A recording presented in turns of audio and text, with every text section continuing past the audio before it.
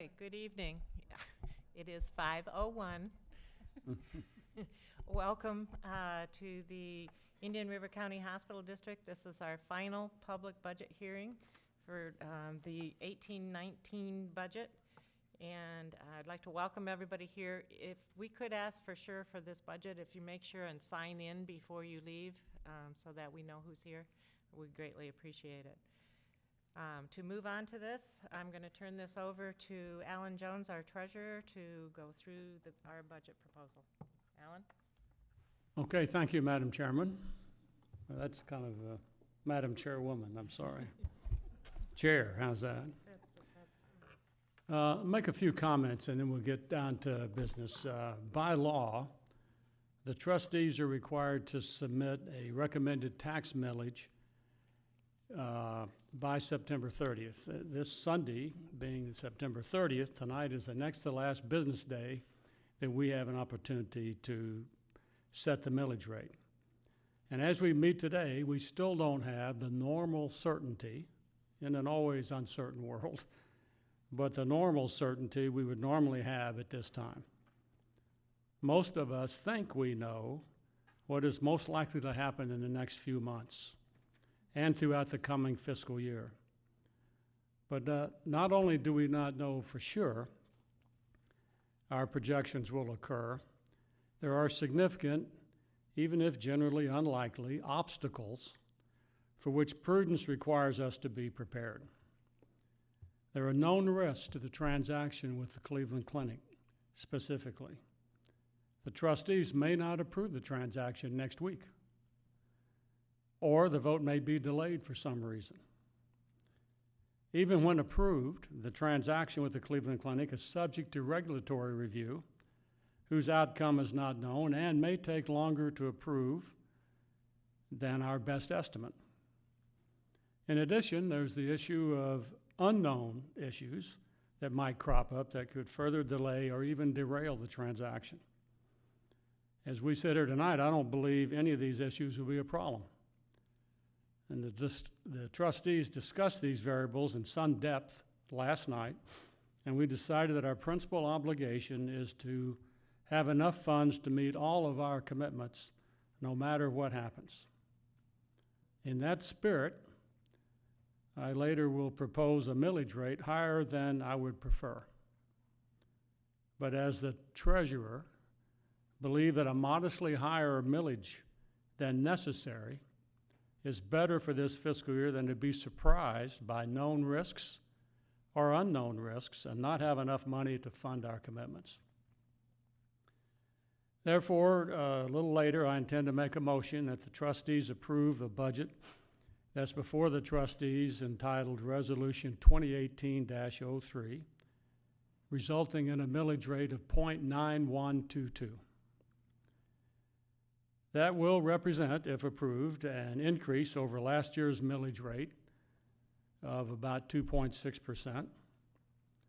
However, since appraised real estate values have increased, the rollback millage rate to allow the tax funds to equal the most recent fiscal year's funding represents a rollback increase of 8.02%. More specifically, this will result in projected revenues available to the district from taxes of $15,880,620 versus $14,496,066 in the most recent fiscal year, or an increase of $1,384,554, or 9.6%. This increase in dollars occurs entirely from three areas. Number one, indigent care at IRMC is projected next year to total $7,560,223. That's their budget request. It's an increase of $1,201,774 over what we budgeted a year ago. However, what we budgeted a year ago is about $1 million short of what actually happened.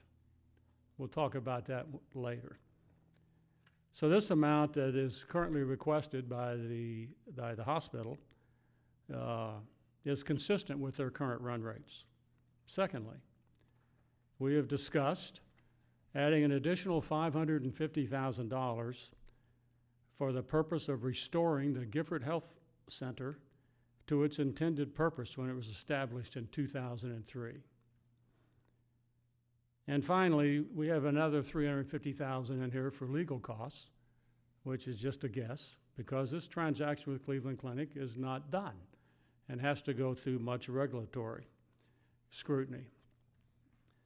So as you can readily deduce, these three items alone represent more than the increase in tax revenues proposed, meaning on balance, everything else is down somewhat.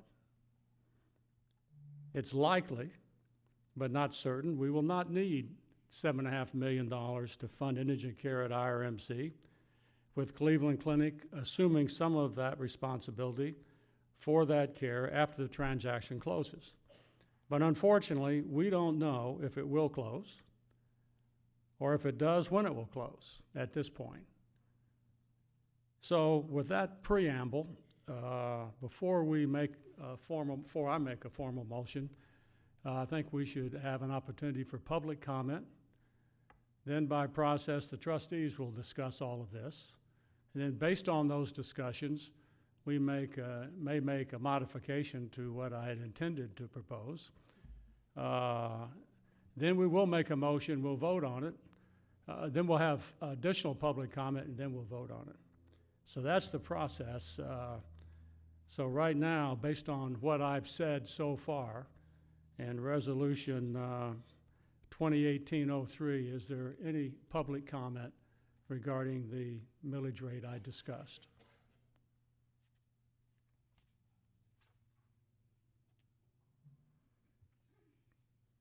Okay, hearing none at this stage, let's open it up for trustee discussion. You want to go first, Anne Marie? I'd like to, if you don't mind. Not at all. Okay, thank you. Madam Chairman, I would like to revisit the Mental Health Association's request for $75,905 to fund the School Violence Prevention Intervention Program, which is a mental health program being introduced this year for ninth graders in the school system. I believe that at the chairman's meeting yesterday, Jeannie Shepard, who is the clinical director for the mental health department, and I believe, Jeannie, are you here? You're here with Dr. Brunelli, clearly explained the contribution that the Indian River County School District is providing in partnership with this program. That is, and correct me if I'm wrong, the facility, the academic programming, which will grant each student one classroom credit toward graduation, which should address the question that we had yesterday regarding the county school board's participation in offering this valuable program to our children. The School Violence Prevention Intervention Program addresses a growing problem that has been identified as critical throughout our nation.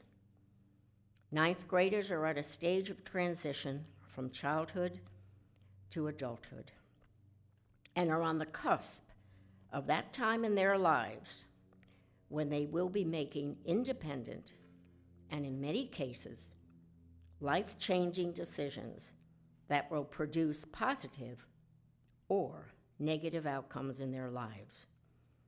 This is the time to offer a proven program of preventing poor choices and the ability to intervene at an appropriate level of understanding as needed.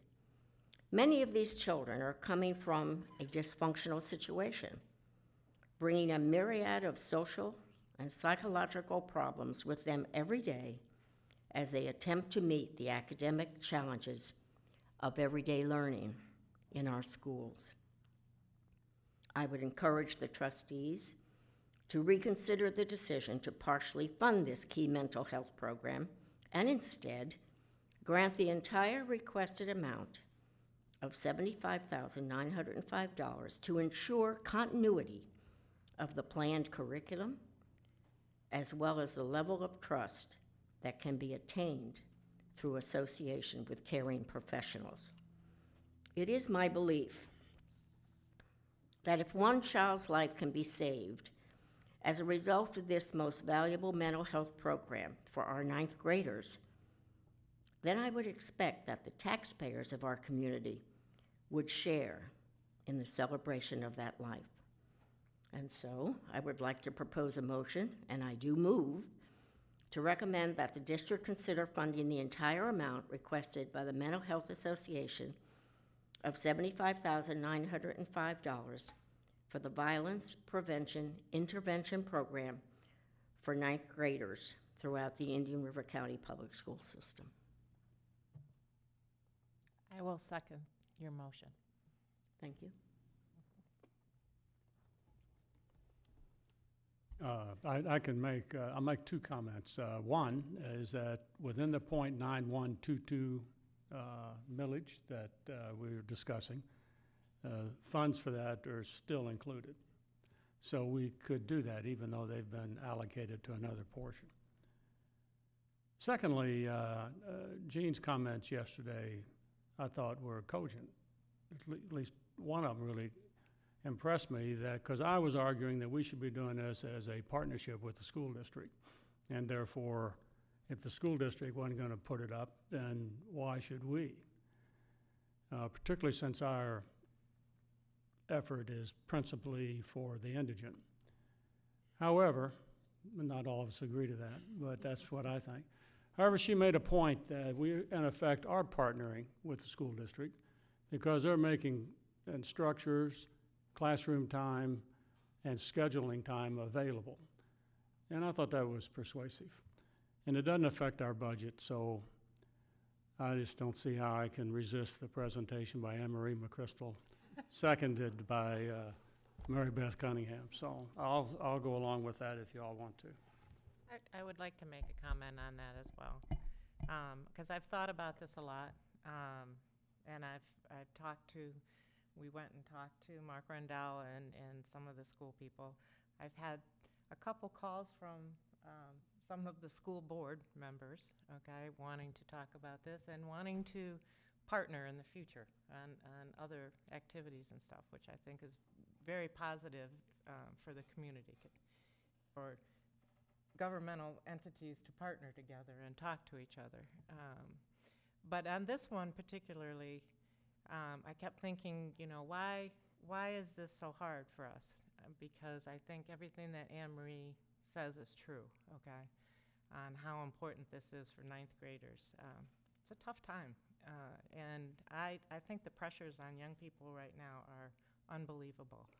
I'm glad I'm old, okay, quite honestly, and don't have to go through that again.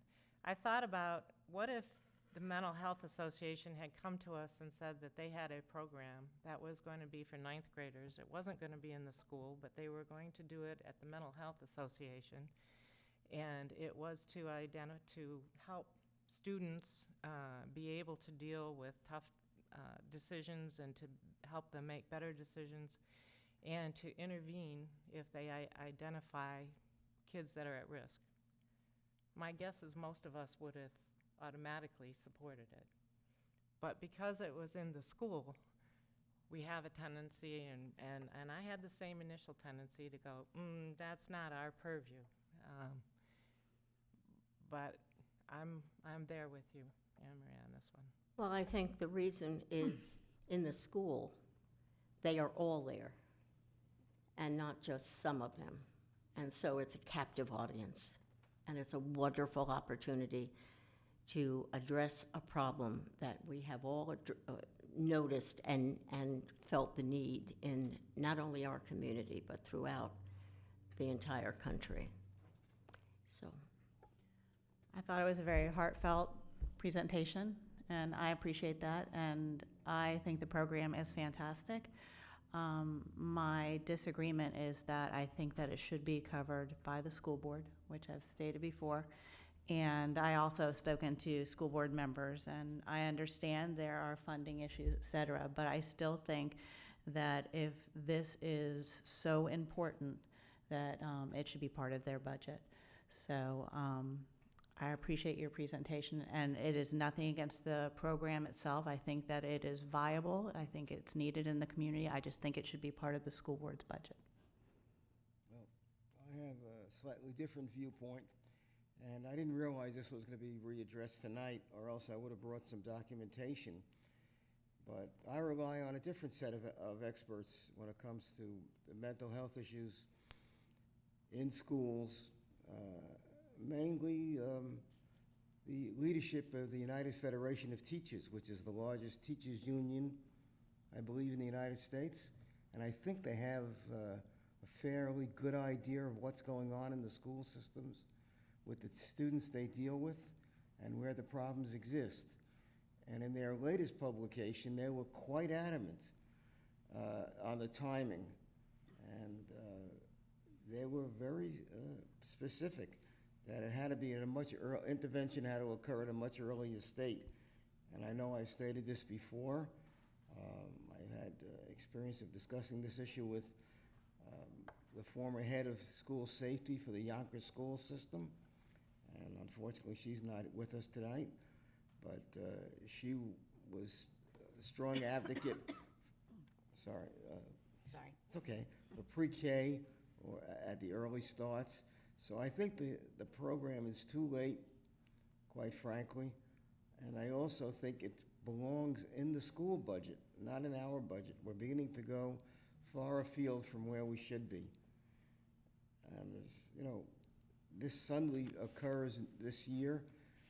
If this was such an urgent program that had to be done and was so important, where has the school board been for the last number of years? So I would be opposed to that. I go back again to yesterday, and I appreciate what you had to say and the time that you've put into it. And again, I have nothing to say that I don't think that the program is good. I agree that it's probably a wonderful program, and it's probably very successful. But I have to agree with Tracy, again, that I feel that the school board needs to be the one that initiates and follows through with the program. I appreciate you saying that you feel the school board is putting in time. However, that class is already a class that the 9th graders are taking, the HOPE class, and those teachers are already there for it. So it's not like they're coming up with another class for the students. It's just going to be a part of that HOPE program. So again, I have to stay as I was yesterday in hopes that the school board, their new members, whoever, will look at this themselves and come up with a source of their funds to be able to fund it. Karen, do you have thoughts?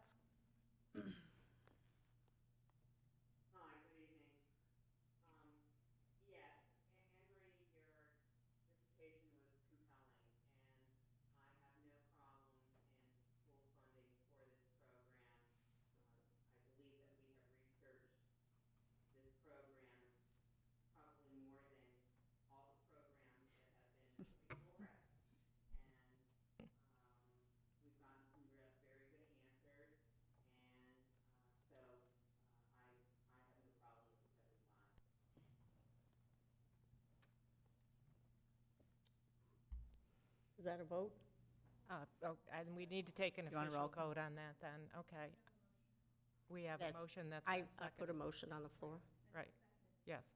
Okay, so we will take an official vote. Tracy? No. Michael? No.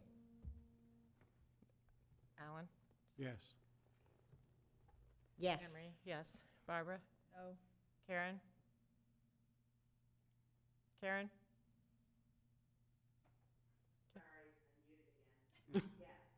Okay, and I vote yes. Therefore, Okay, so that motion carries 4-3. As I said, it won't affect the millage rate. So, other comments about the resolution 2018-03 among the trustees? I was unable to attend yesterday's meeting when some of these were discussed due to an emergency, so I apologize. And I thank Anne Marie for presenting some of the information that I was going to present yesterday. I had proposed or had prepared two different budgets that fell within the rollback rate, and took into consideration both hospital funding, and I went through and did line item slashing based on, we're already at the end of September, so I figured the projected numbers for this year were pretty accurate. And so based on that, I went through and line item everything, or did some slashing, and also went through the administrative area and made some slashes there, and was able to get to a rollback rate, or just under a rollback rate, of with a 6.7 for the hospital, as well as some other line items, and ending with a millage rate of 0.83. I understand that you guys went ahead and approved yesterday the 0.912, even though you had this information. I would just ask for consideration on some of these things, because I don't think you guys went through any of the administrative stuff, and I guess, maybe those kinds of line item slashings weren't that important. I don't know, but I just felt like with the property value increases, and and I know you all have said, Cleveland Clinic isn't conclusive, but I took Cleveland Clinic numbers and the numbers from the hospital based on when we would be closing, if we closed January 1st, if we started January 1st or February 1st. And based on those numbers and the 500,000 per month that would be going forward, et cetera, I had a conservative budget that I thought would also make the taxpayers happy also. So I'm not sure I would ever get a second for any of that, so I'm not sure if I even want to propose a motion, but I will make a motion that we change the millage rate to the rollback rate of the 0.844, I believe it. 8445, I think it is. So I guess I'll wait to see if I get a second. Okay, we have a motion to reduce the millage rate to 0.8445. Is there a second? I'd like to hear more of your information, so I'll second the motion so we can discuss it. Okay. Thank you, I appreciate that.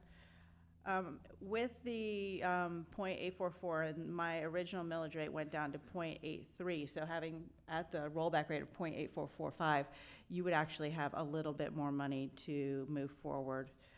Sorry, did I misstate your motion? No, I was just going off of my numbers from yesterday and what the rollback rate would actually be. I had gone through with a 6.7 for the hospital, and I just told you why I did that. And then, I don't know, do you guys want me to tell you what I went through and slashed, or is that helpful, or?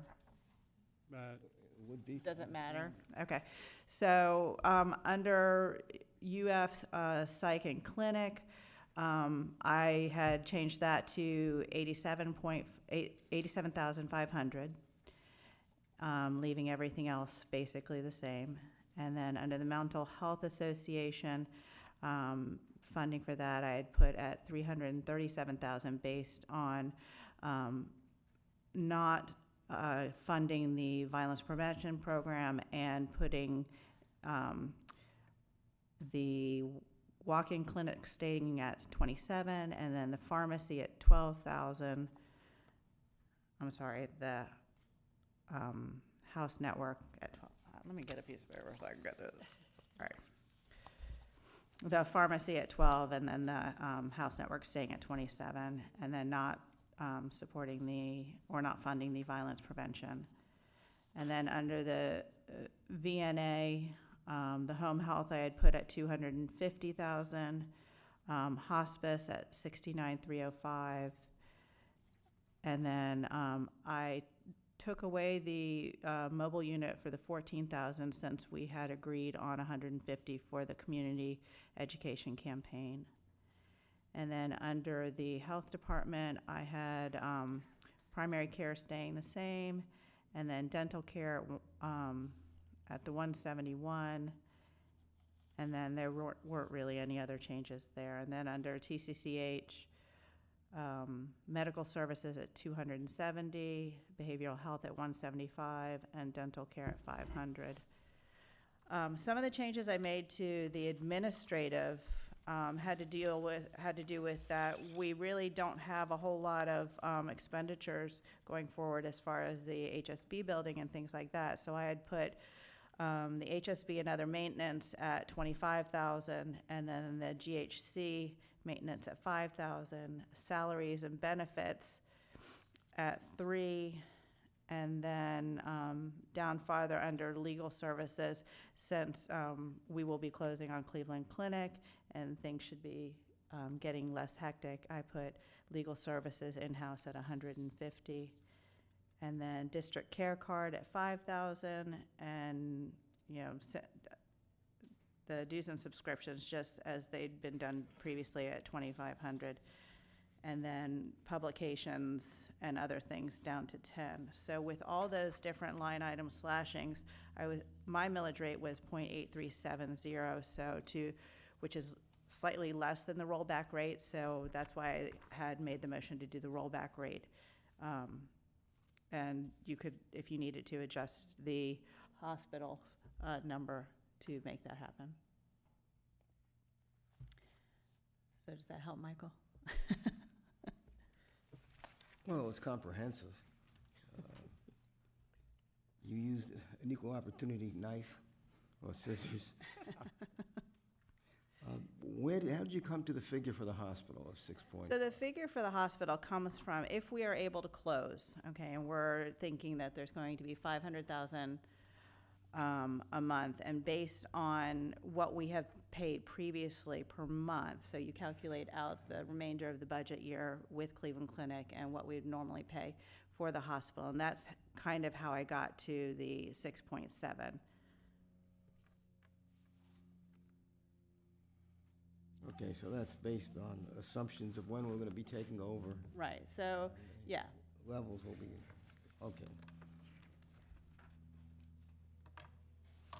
And on your other items, it was just based on what you felt the expenditures should be. Right, I was basing that on what their year-end projected numbers were going to be, and then carrying that forward.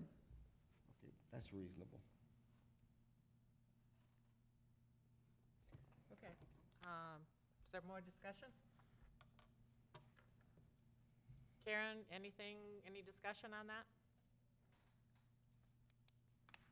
Come off mute. No. Okay, then I think we move forward with a vote, right? Okay. Okay. So the motion was to go to. To the rollback rate, Of 8445. Okay, that was 48. All right, so Tracy, Yes. Michael, No, I want to make sure we have more than adequate funding for the transition through to the Cleveland Clinic, which is critical for the future of this community. okay. Alan, No.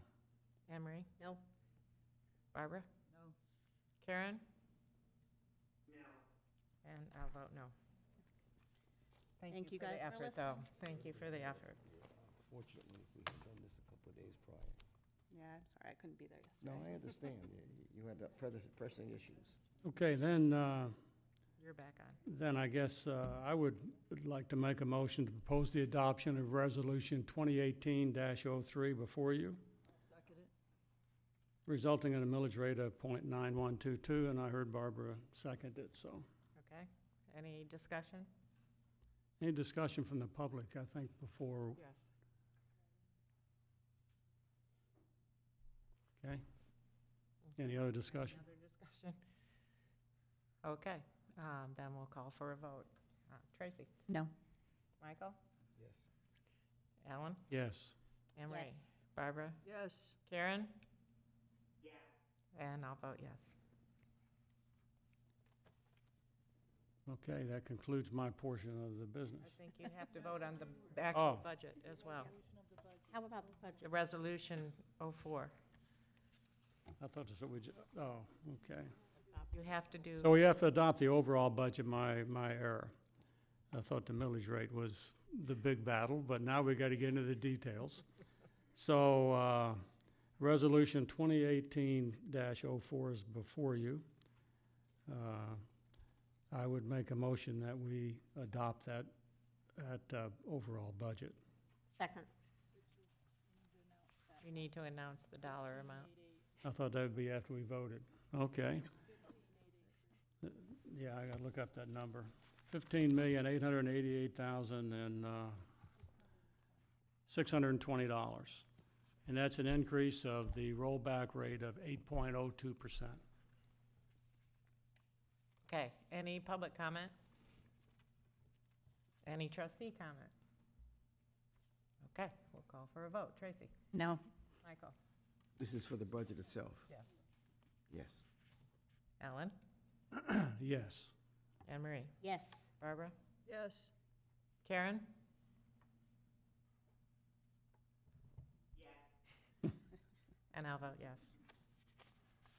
All right, now I think I'm through. Okay. Okay, is there any other public comment related to the budget? Okay, then we will adjourn this portion of the meeting. And we will convene our regular monthly meeting. And welcome again to everybody. We have the honor of having Tracy do the invocation for us tonight. Should I go to the podium? You can stay there if you like. I don't know, when I read the Bible, I feel like I have to stand, so is it okay that I go to the podium? No, absolutely.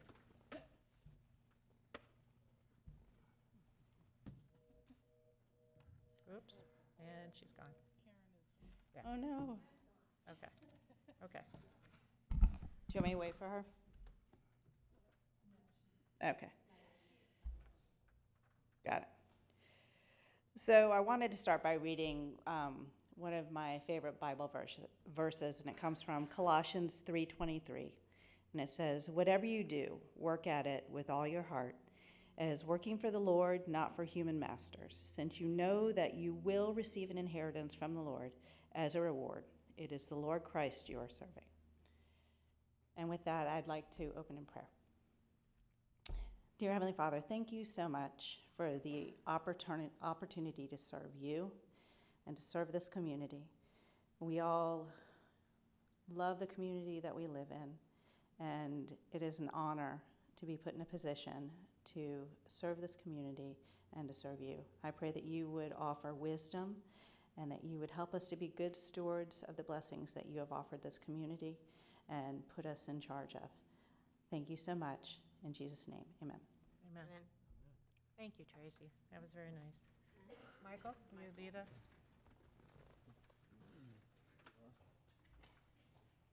I pledge allegiance to the flag of the United States of America and to the republic for which it stands, one nation, under God, indivisible, with liberty and justice for all. Thank you. With that, we will move forward with the consent agenda.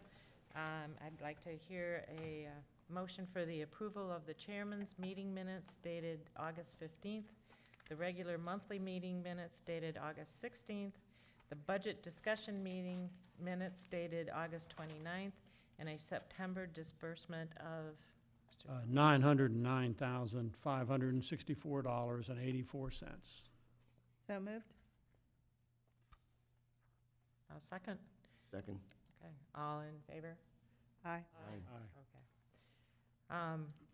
There's been a lot going on. I think everybody knows what's been going on. We had a great meeting on Tuesday with the hospital board and with the Cleveland Clinic folks to discuss the documents. The documents are all released for the public. They are on IRMC tomorrow, as well as on the hospital district website. So there's a lot of documents and a lot of paperwork, but if you're interested, please read them, okay? Because that is the outline of the relationship that we will have, assuming that it goes through next Wednesday. Next Wednesday at noon, both the district and the hospital boards will meet separately to be able to vote on whether we accept the agreements as they stand with Cleveland Clinic. So that will be an interesting day as well. So we welcome everybody to come. We will have public comment, as always, in those meetings, so you're all welcome to come to that. And other than that, we have a lot of other things going on, but that is really the main item right now. So we will move on to other things. District Council report. Thank you. I've also been heavily involved in this transaction that we are embarking to hopefully complete in the next couple of months, and subject to approval next week by both boards.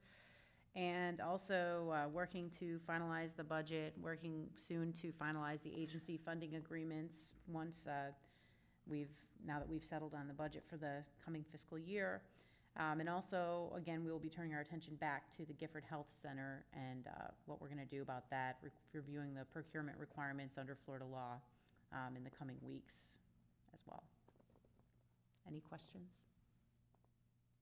Any questions? Nope. Financial statement review. Mr. Jones? Yeah, I'll be relatively brief, but I think it underscores why what we did with next year's budget is important. Right now, certainly the district is in sound financial shape. We have $4.7 million in change in the bank, though we just spent $909,000 of that, so we have $3.8 million left. Assuming, and almost all of our revenues have already been received, so we're not going to really get much more.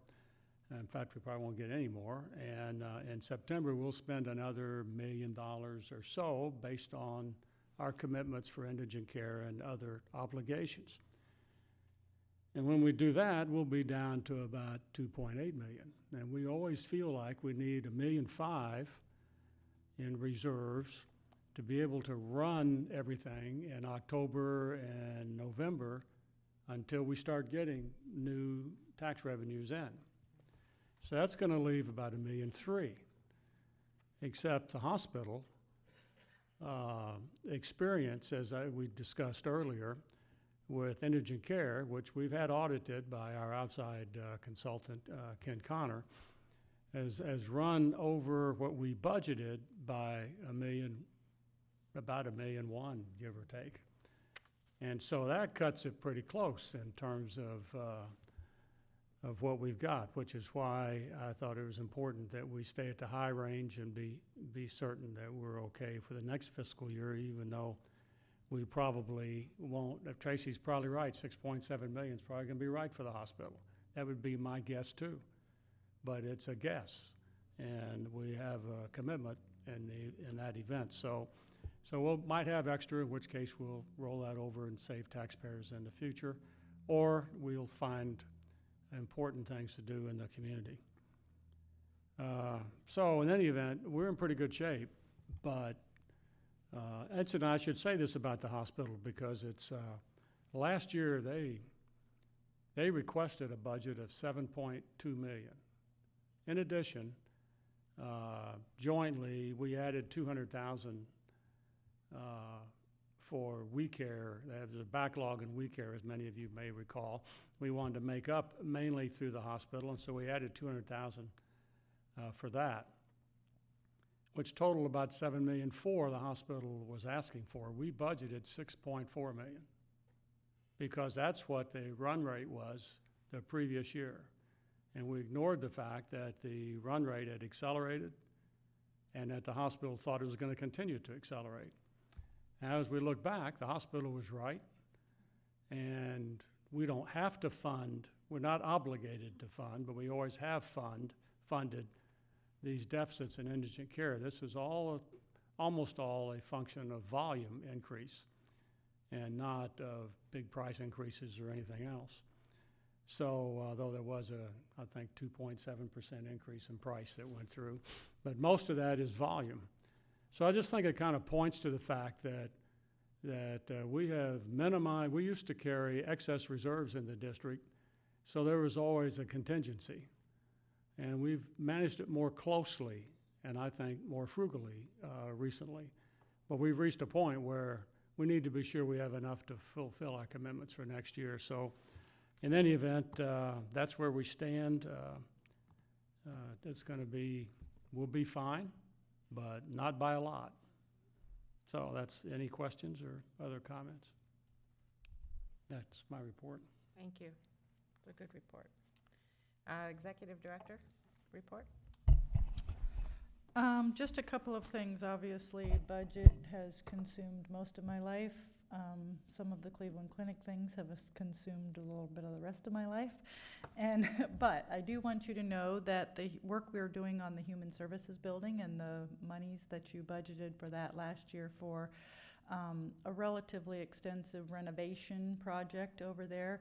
All of the outside work has been done. The building has been sealed and repainted. The dumpster cage has been moved to the opposite side of the parking lot as we had allowed for. The ramps to the two sides of the building and the front doors have been redone for ADA compliance. All of that work has been done. All of it has been billed to date of the approximately $150,000. There is some work to do. They will be moving inside next week, beginning of next week, and they will be renovating the front of the two restrooms that are right inside the front door and the front lobby up to the closed glass door that goes into the main building. All of that work will start the first of next week. It will take approximately 60 days or so to finish that, and everything appears to be within our budget that we have allowed, which was a little over I think around $220,000, and there's roughly 47,000 to be billed, so we'll be a little bit under that 220 as we planned. So I just want you to know that everything, it looks really great over there, I believe. I think they're doing a great job, and I understand from most of anybody that I've spoken to at the VNA building that they're happy with the results. So a little bit more to come, but I think we're well on our road. Also, the other final thing is I mentioned yesterday at our meeting that I met with Michael Felix for kind of a planning session. He did send to me today the kind of outline for the next 3 months of his work.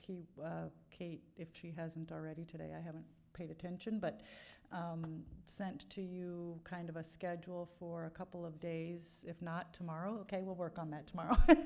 Send out to you the 8th and the 9th is what we're looking at of October for him to have an hour with each of you on the telephone. At that time, after that time, he plans to put together a presentation for you for our October chairman's meeting to talk about what our next steps is and the things that we hope to look at over the next 3 months in our strategic planning session. That will include some individual interviews with many of the leaders the agencies that we fund and others within the community, so you'll be hearing from me as well. And we do plan to have a couple of group community sessions, outreach sessions, and so we'll include those pockets of our community where most of the constituency is that we serve. So South County, likely the Gifford community, those communities that we seem to find in our needs assessment. And that will be reported out as well on the 12th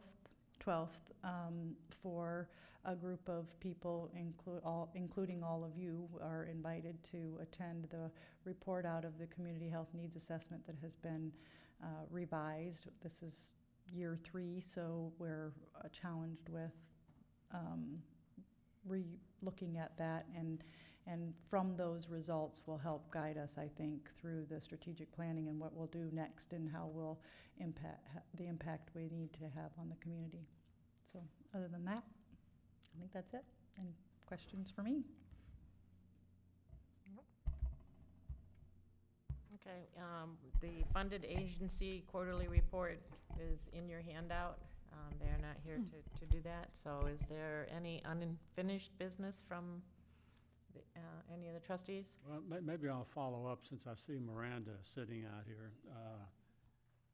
Yesterday, I took the liberty to invite all the trustees to the Gifford Health Council. I hope that wasn't too presumptuous on my part.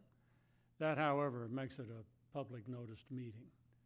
So I don't know how many, not everybody can come, but some may. And so I just wanted to, maybe you could alert them that I have taken that liberty. I think it would be good for all of us to be able to spend some time to Gifford Health Center, given the project we have to restore it to its former glory. Okay, any other unfinished business from any of the trustees? Any new business? Any other business? I never quite understand that. Any public comment at all? Dr. Brignoli. On behalf of the Mental Health Association Board of Directors and staff, I'd like to express our gratitude with the careful consideration that you gave to our grant proposal. And of course, we're thrilled about the outcome. Just a couple of things. We hope to be able to provide you, well, the next CEO, we hope to be able to provide you a year after this with very good outcomes in terms of the violence prevention program and its impact on behavior. Where the literature is really going with providing behavioral treatment as well as treatment for aggression. The age groups that are the most impacted are very young children, 3 to 6 years of age in terms of intervening at that point in time. And then it jumps up to young adolescents. So we think that that certainly sits in our favor in terms of being able to provide some outcomes. The second thing I just wanted to mention, in terms of the walk-in center budget, we did increase it by $25,000. I just wanted to remind you that that we're going to begin providing some psychiatry services, and it's actually a 50% savings over last year in terms of those services being provided at our place. So you're giving us some extra money, but in the long run, my guess is that'll be a savings as well. So thank you again. The board of directors and staff certainly appreciate your deliberations. Thank you. How much longer will you be there? Oh, well, we're actually going to announce my replacement probably within the next week. Okay. We're going to do some transitioning from about mid-November through December. And my last day will be December 31st, or who knows, with vacation time and that kind of thing. So. Well, congratulations to you. Congratulations. Oh, thank you. Good work. Thank you. Community. Yeah, you probably haven't seen the last of me. Oh, I'll somehow find a way to stay involved as a community There you psychologist. go. thank you. Any other public comment? Okay, hearing none, we will adjourn the meeting. And we don't meet again until next Wednesday, guys.